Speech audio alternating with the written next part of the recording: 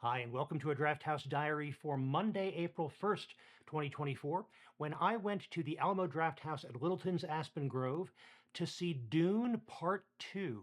There is so much I can say about this movie, but I'm going to try to keep it brief and break this down into a few key things. Key things that I really liked about Dune Part 2, because overall review, an amazing movie, really an achievement. But here are some specific things that stood out to me.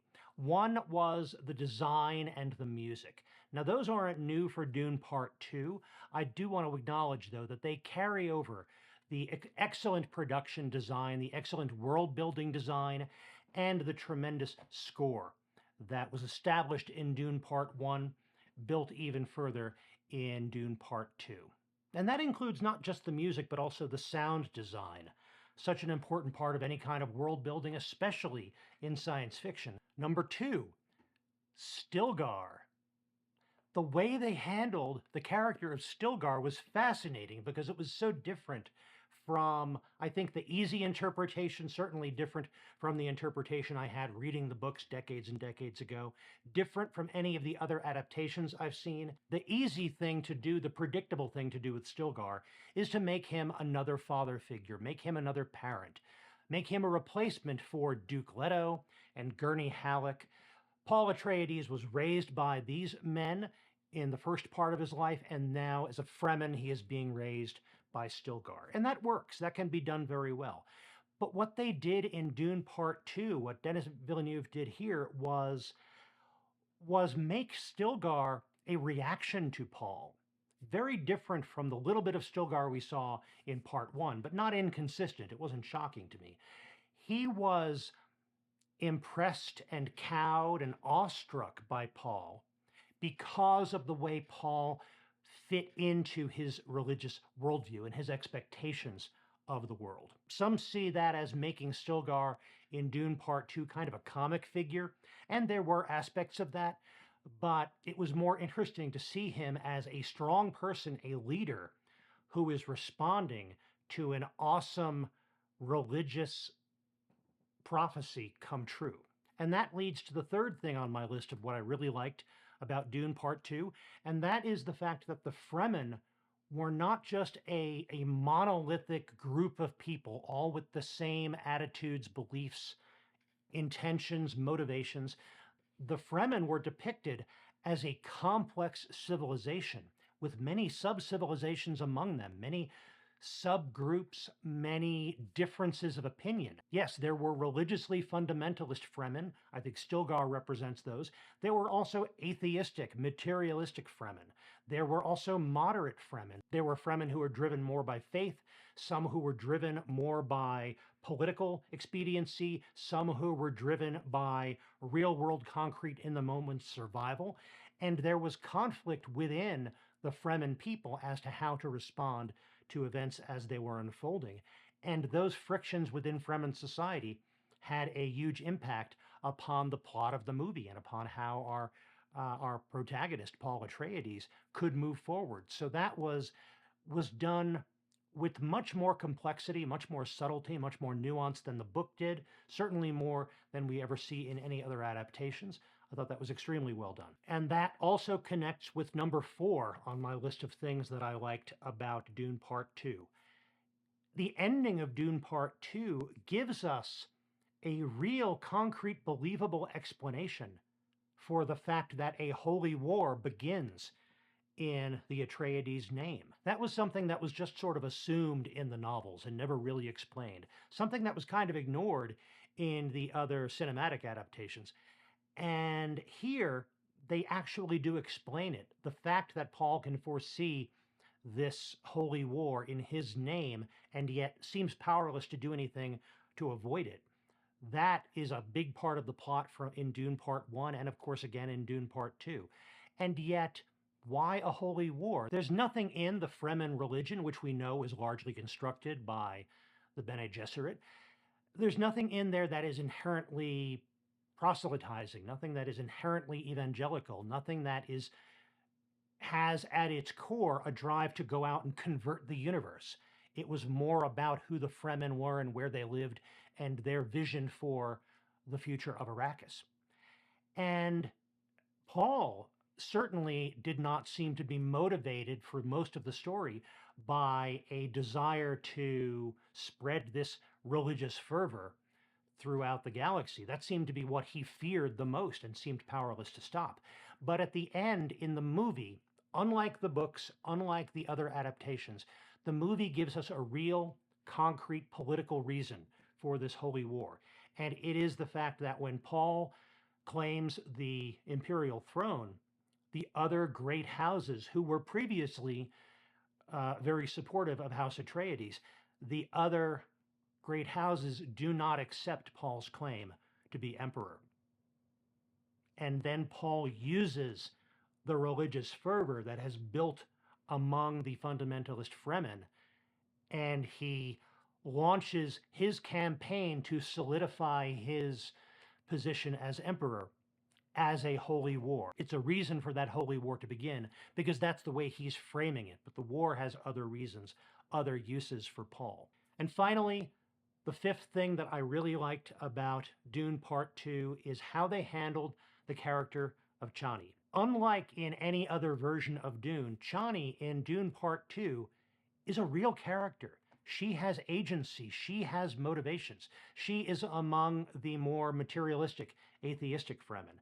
And she is not someone who simply goes along with everything that Paul decides. She is not just another prize that Paul ends up with at the end of the story, that he gets to have the Emperor's daughter and the imperial throne, and he gets to keep Chani as well. No, she reacts to his decisions. She leaves. She does not accept that she needs to have a role in this thing that Paul Atreides has chosen to create. And I think that is extremely well-deserved and well-earned in this character who has been a strong character, been a complex character. To give her any other ending in this movie would have been a great disappointment. I thought they handled that very well. So overall, I thought this was an excellent adaptation of Dune. There are still some things that I disagree with. I'm not crazy about anybody's depiction of the Harkonnens, although I think this is probably the best that I've seen on screen. But overall, Dune Part 2 gets a lot of things right. Other parts of my trip to the Alamo. I was looking forward to the pre-show for this movie, and it did not disappoint. We had a tremendous variety in this half-hour pre-show.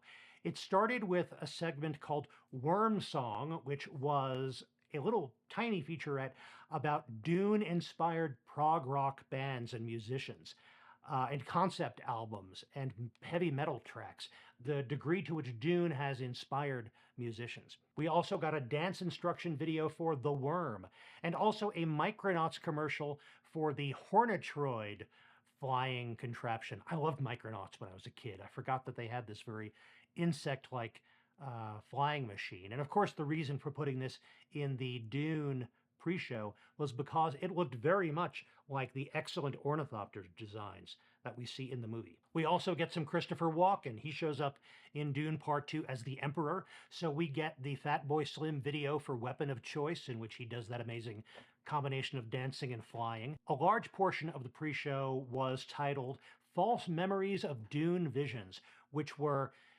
video clips and comedy bits and various sketches and maybe some music video clips. A lot of things that were either making fun of Dune or inspired by Dune or just evoking Dune in one way or another. And some of that footage from the Fatboy Slim video comes back here because in a bit about the sand walking to avoid attracting the worms, of course we get a clip of the dancing Christopher Walken demonstrating that. But one of the most interesting parts of this video was the previously on Dune, or to be more specific, previously on Dunes, because they give you a story so far so that you could pick up and start watching this with Dune Part 2. But they didn't illustrate it with just clips from Villeneuve's Dune Part 1. They included clips from David Lynch's Dune from 1984. They included clips from the underknown and underappreciated Sci-Fi Channel adaptation from around 2000-2001, TV adaptation of Dune. And they also had some clips from other movies, including Apocalypse Now, which works strangely well for Harkonnens. I did get dinner at this screening. I got the Meat and Meatier pizza,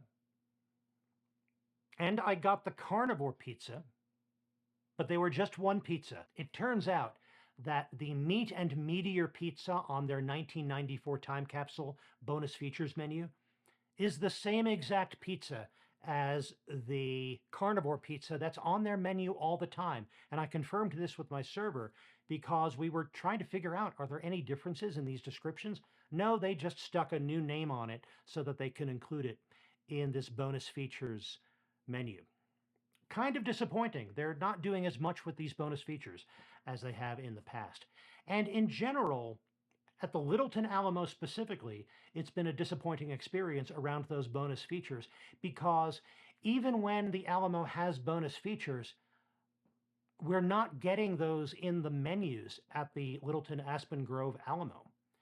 We did briefly get special menu card for the special Dune features, which they stopped serving before I think it was supposed to end. But there are also some other bonus features that we only learn about when we see the promos on screen after the pre-show, after we've already ordered, and usually after we've gotten our food. Suddenly we know there were other things we could have ordered, and we just didn't know about them. So for example, when we went to see Ghostbusters Frozen Empire, after the pre-show, suddenly there's this promo for special Ghostbusters themed beverages, at least one or two of which looked interesting. We might have ordered those had we known that they existed at the time we placed our orders. And they also have, I believe, as tie-ins to, actually it's a weird combination tie-in. They've got some special pizzas that are tie-ins to the solar eclipse, and they also have some special features tied to the Godzilla and Kong movie. And once again, there was no indication of those in the printed menus. We only learned about them after the fact when they were part of the promos on screen. So while it seems disappointing that the Alamo is doing less with bonus features, they might not actually be doing less. We're just not getting an opportunity to take advantage of them because we're not being notified. And by the way, the Meat and Meatier pizza and or Carnivore pizza, it was good. I've had that before. It usually does not disappoint. It's a little bit complicated to eat because there's so much on it, but it's worth it. The staff, very friendly, very efficient. Alamo Littleton is a comfortable theater. The staff was particularly helpful when we had some of these menu questions, by the way. All in all, a very impressive movie, a terrific pre-show that made it worth seeing at the Alamo, and a good night at the movies. And by the way, I will have more to say about Dune Part 2, but when I saw Dune Part 1, that discussion, along with Ian, became a special episode of the Intermillennium Media Project podcast. The same is going to happen for Dune Part 2. So we are going to have a special episode about that. It'll show up on our Patreon for the IMMP at first, and then it'll be on the main podcast feed. I will leave links to those down below in the description once those come out. And in the meantime, I will leave a link to the special episode about Dune Part 1. And if you're interested in my recent review of the 1984 David Lynch version of Dune, take a look at this video. Thank you very much for joining me for this Drafthouse Diary. I'll be back soon with more. In the meantime, enjoy your movies, and when you do, stay till the end of the credits.